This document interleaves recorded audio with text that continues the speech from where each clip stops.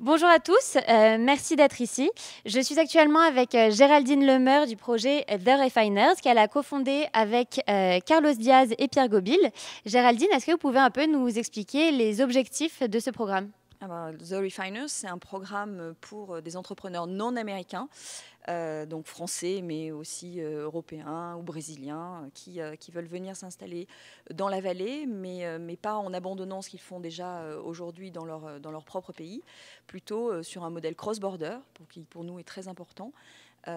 Et en venant faire aux États-Unis, ce qui va leur permettre de gagner en compétitivité et en envergure pour leur société. Alors évidemment dans la tech, puisque c'est notre domaine de compétences.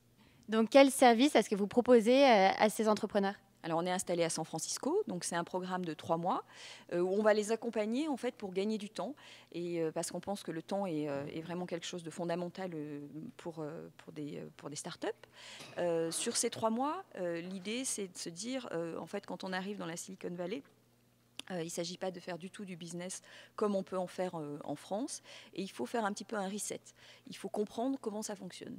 Et comprendre comment ça fonctionne, ça passe par rencontrer énormément de gens, de mentors, se construire un réseau, savoir où sont les points d'action à mener pour sa boîte. Est-ce qu'il y a des choses à changer dans le produit, dans le service? Et bien redéfinir en fait la stratégie de la société. Ces 3 mois, c'est un petit bout dans l'aventure d'une start-up. Il faut bien voir qu'une start-up, c'est 5 à 7 ans. Donc, ce n'est pas en 3 mois que les choses vont se faire de A à Z, mais c'est un passage important pour ne pas perdre de temps. Et donc vous vous occupez des startups qui sont dans la tech. Est-ce qu'il y a d'autres critères pour faire partie de ce programme? Alors, la tech, oui, parce que c'est là où on a une valeur ajoutée. Donc, moi, je ne suis pas compétente dans d'autres domaines. Mais en même temps, on n'a pas la science infuse. Donc, on est entouré on a créé, en fait, un réseau, en fait, d'à peu près 200 mentors, qui sont des gens, des experts, puisque tous les experts de la tech, en fait, sont dans la vallée, qui viennent aider ces startups. Et les autres critères, donc c'est avoir une techno, c'est les équipes. Et puis, il ne s'agit pas de sélectionner des gens, il faut aussi que les gens nous sélectionnent. Donc, c'est une histoire humaine, c'est une relation humaine, avec des sociétés qui ont vraiment conscience que pour donner de l'envergure à leurs projets et à ce qu'elles font, il faut franchir le pas de l'international et du global.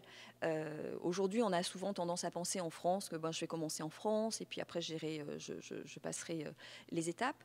Nous, notre conviction, avec mes associés à The Refiners, c'est qu'il faut aller global tout de suite pour certaines sociétés. Par exemple, si on est dans l'intelligence artificielle, il faut tout de suite se positionner globalement parce que peut-être il va y avoir un concurrent qui va faire plus vite, plus fort, avec une techno qui ne sera pas forcément meilleure, mais qui aura une vision beaucoup plus amplifiée de ce qu'ils veulent faire. Et d'ailleurs, vos concurrents à vous, il y a beaucoup de programmes dans la Silicon Valley qui s'occupent d'aider les startups, etc. Comment est-ce qu'on se fait un nom? Comment est-ce qu'on se démarque de ces concurrents-là? Moi, je ne considère pas ça comme des concurrents. Je pense qu'il y a un certain nombre de programmes et c'est un petit peu comme si tout ne va pas à tout le monde. C'est-à-dire qu'il faut trouver effectivement le programme qui vous correspond le mieux. Alors la manière dont on fonctionne à The Refiner, c'est qu'on est très boutique pour l'instant. On a levé un fonds de 6 millions. Donc les gens ne viennent pas pour l'investissement qu'on fait. On fait un investissement entre 50 et 100 000 dollars dans les sociétés. Donc c'est parce qui va changer la donne pour une start-up. Par contre, ça va changer la donne parce que ça va lui donner une réserve de cash pour pouvoir venir passer 3 mois à San Francisco. Et quand je disais qu'on est vraiment boutique, c'est parce qu'on est 3 co-founders, qu'on prend par batch 12 startups et que ces 12 startups, on les accompagne vraiment. On ne prend pas la place du CEO, ce ne sont pas nos sociétés, mais on est vraiment à leur côté. Donc on n'est pas des consultants, on est complètement impliqués dans ce qui se passe pour la startup. Pourquoi? Parce qu'on est des entrepreneurs. À la base, on est 3 entrepreneurs. On a fondé à nous 3 une douzaine d'entreprises qui ont plutôt bien fonctionné. Et donc aujourd'hui, on a cette vraie volonté de redonner à l'écosystème et d'aider les entrepreneurs. Donc c'est comme ça qu'on les accompagne. Et on ne les accompagne pas que pendant 3 mois, puisqu'on investit dans les startups. Donc c'est une relation qui se crée sur le long terme, sur la durée de l'aventure entrepreneuriale de ces gens-là. Donc je suppose qu'à vous trois, les trois cofondateurs, vous avez un réseau qui est très fort. Est-ce que pour vous, le réseau est important pour s'implanter dans un pays, pour se développer dans un pays? Il est pas important, il est fondamental. Et il est fondamental surtout aux États-Unis parce que c'est un boys band, c'est un boys club, et c'est comme ça que ça fonctionne dans la Silicon Valley. J'ai coutume de dire qu'il ne faut pas être à San Francisco, il faut en être. Et donc l'idée, c'est vraiment d'aider ces entrepreneurs à avoir un footprint à la fin des 3 mois. Oui, on a un réseau. On a un réseau pour la bonne et simple raison que moi, dans ma vie passée, pendant 10 ans, j'ai fait le web, qui a été qui a été la première conférence à amener la Silicon Valley en Europe, et notamment à Paris, en l'occurrence. Donc j'ai créé un réseau, et puis mes sociétés avant, mes 3 sociétés avant, étaient des sociétés que j'avais aussi en partenariat avec des Américains.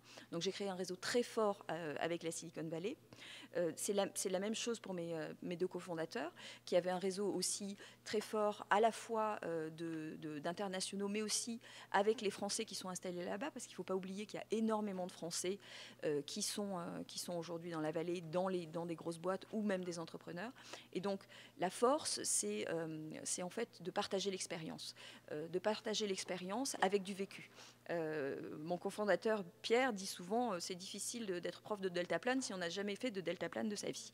Et je suis complètement d'accord avec cette vision, parce que l'idée c'est de dire voilà, on a été des entrepreneurs, on a écopé parfois sur des problèmes, on a achoppé, on s'est pris des murs, et ça c'est vraiment l'expérience qu'on a envie de partager, et de permettre en fait à une start-up de fine-tuner son passage et son installation dans la vallée en gagnant du temps, en gagnant en 3 mois, voilà, en faisant en 3 mois plutôt ce qu'ils pourraient faire peut-être en 2 ans ou 15 mois s'ils étaient tout seuls.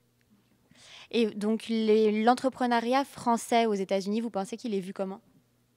Ah ben, l'entrepreneuriat français, il est bien reconnu dans la mesure où on est clairement reconnu pour avoir des technos de très grande qualité, des ingénieurs de très grande qualité. Donc dans mon univers, encore une fois, je pense qu'il y a aucun problème à être français et à arriver avec des choses qui ont été faites par des Français. Et donc, The Refiners, vous êtes développé très rapidement. Est-ce que vous avez eu un lien avec BPI France ? BPI France vous a aidé dans votre développement ?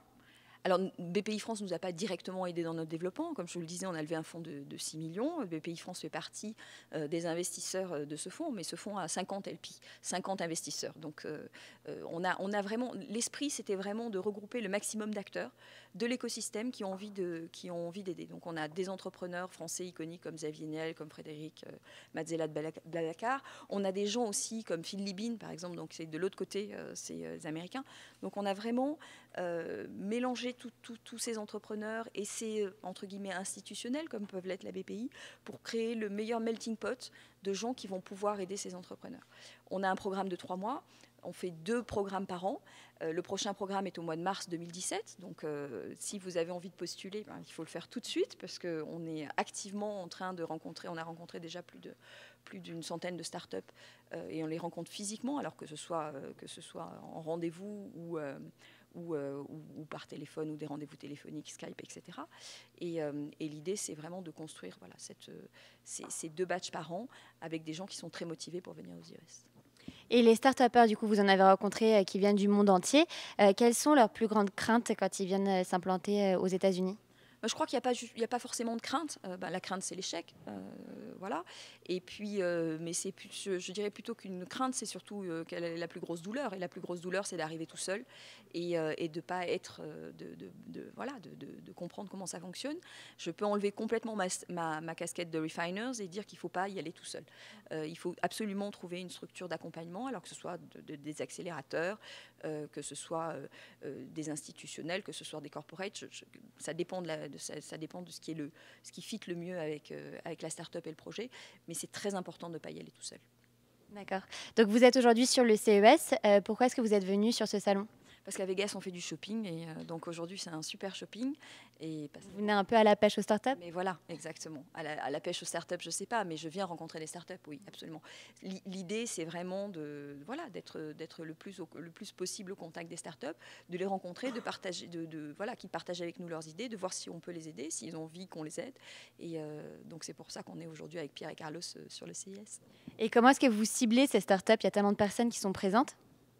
Je n'ai pas de ciblage particulier, c'est-à-dire qu'on marche beaucoup, on écoute beaucoup, on rencontre des gens de manière parfois tout à fait random, et donc on n'a pas de feuille de route, c'est au fil de l'eau, et il y a beaucoup de choses très intéressantes ici. C'est quoi le truc qui vous a le plus impressionné sur cette édition du CES? Le monde et puis l'absence de femmes. Hier, je me suis retrouvée dans un ascenseur où j'étais au milieu d'une dizaine de messieurs, tous en costume. Et j'ai eu un petit moment de solitude en me disant c'est dingue parce que c'est là où on se rend compte qu'on est quand même encore dans une industrie où il y a assez peu de femmes.